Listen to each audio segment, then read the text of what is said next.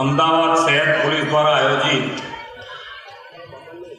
Summer camp 2024ના સમાપન પ્રસંગે આપણી સૌની સાથે મંચ ઉપર ઉપસ્થિત મારા સાથી મંત્રી શ્રી જગદીશભાઈ વિશ્વકર્મા, રાજ્યસભાના સાંસદ શ્રી નરહરિભાઈ અમીન, સાંસદ શ્રી હસમુખભાઈ પટેલ, શહેરના અધ્યક્ષ તથા ધારાસભ્ય શ્રી અમિતભાઈ શાહ, ધારાસભ્ય શ્રી જીતેન્દ્રભાઈ પટેલ, શ્રી કૌશિકભાઈ જૈન, શ્રી દિનેશજી કુશવાહ, મુખ્ય અગ્ર સચિવ શ્રી કૈલાસનાથનજી, રાજ્યના પોલીસના વડા શ્રી વિકાસ સહાય, મહાનગર police commissioner Shri GS Malik, ઉપસ્થિત સૌ અધિકારીગણ,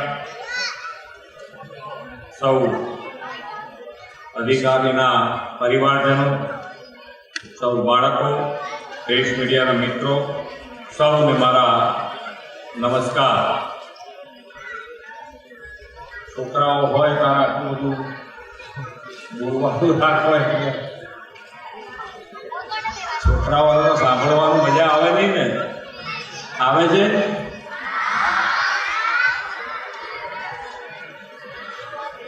કેટલા કલાક ટીવી જુઓ છો રોજ? 4 કલાક.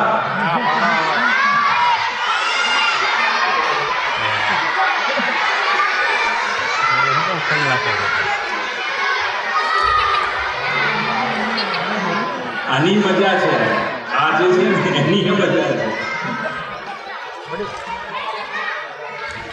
પછી મમ્મી પપ્પાનું માનતા નથી એવા કેટલા છોકરાઓ છે?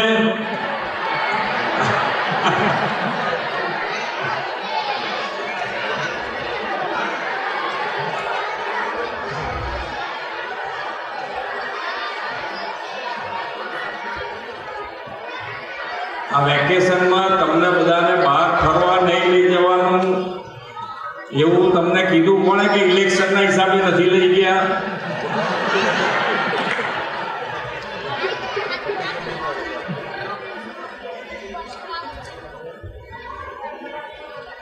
પણ જે માન્ય નરેન્દ્રભાઈનું એક ભારત શ્રેષ્ઠ ભારત, કારણ કે પોલીસ લાઈનમાં મને લાગે છે ત્યાં સુધી દરેક કોમ્યુનિટી સાથે અને બીજા રાજ્યો સાથે બધા સાથે મળીને રહેતા હશે, એટલે બધા વધુ ને વધુ નજીક આવે.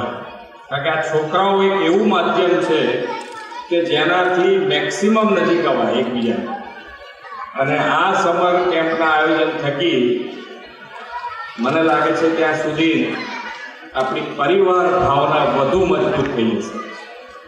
એટલે પરિવાર ભાવના મજબૂત થાય, છોકરાઓ સાથે મળી. અત્યારે આપણે બધાના ઘરમાં પ્રોબ્લેમ છે કે ભાઈ છોકરાઓ બહાર રમવા જતા જ નથી. એ ટીવી કાં તો પેડ લઈને બેઠા હોય તો 2, 4, 5 કલાક એમાં જ, કાં તો સૂઈ જતી વખતે ખાતી વખતે તમારે મોબાઈલ ચાલુ કરીને ખવડાવવું પડે. ત્યાંથી ચાલુ કરો તો મોટા થાય ત્યાં સુધી તમારે બધા આની અંદર થઈ ગયા.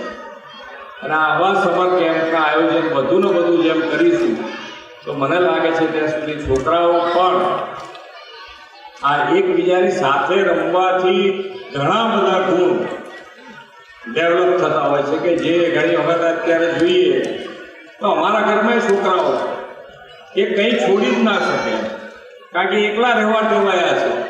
એટલે કોઈને રમકડું રમવા આપવું હોય તોય ના આપી શકે, ભલે ને 50 રમકડા હોય તોય એ રમકડું ના જોઈ.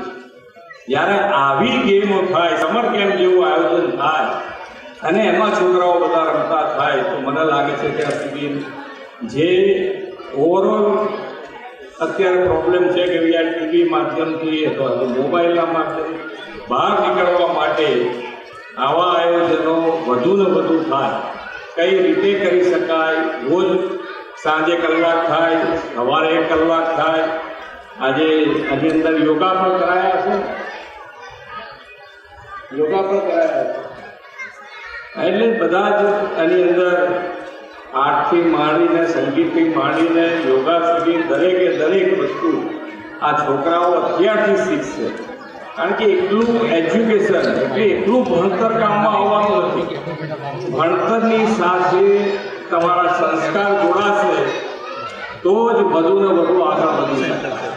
એટલે આ સંસ્કાર જોડવા માટે પણ આવા કેમ્પોના આયોજન વધુ ને વધુ થશે તો મને લાગે છે ત્યાં સુધી આપણે જે દિશામાં આજે માનનીય નરેન્દ્રભાઈ ત્રીજી વખત વડાપ્રધાન બન્યા પછી વિકસિત ભારત અને વિકસિત ભારત માટે વિકસિત ગુજરાત અને વિકસિત ગુજરાત માટે આપણે સૌ સાથે મળીને આગળ વધીશું અને આપણે સૌ સાથે મળીને કામ કરીએ એ અભ્યર્થના.